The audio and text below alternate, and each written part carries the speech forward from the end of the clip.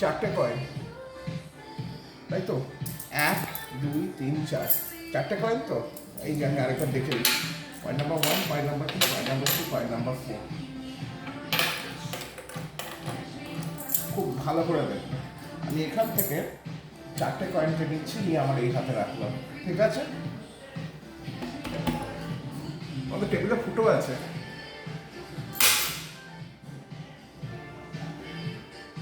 একটা coin pass করে, তার মানে এখানে পড়ে আছে এখন কত? একটা, দুটো, তিনটে কয়েন, তাই তো? তিনটে কয়েন পড়ে আছে তো, তাই।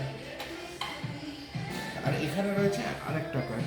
সেকেন্ড কয়েনটা দেখো একইভাবে মেইনটেন করে 1 2 3 বললেই দেখো সেকেন্ড কয়েনটাও কিন্তু চলে এসেছে। বিশ্বাস হচ্ছে না?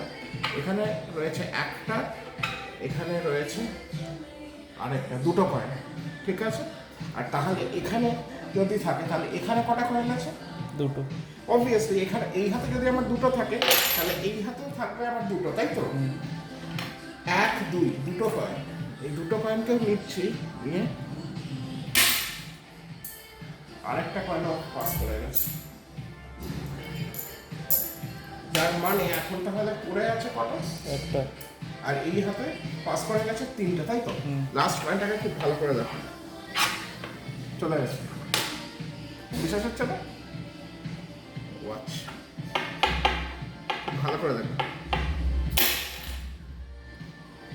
চারটা কমপ্লিটেড করে উপরে চলে এসছে নিচে যাওয়ার থেকে। Thank you. কিরকম লাগলো? ভালো।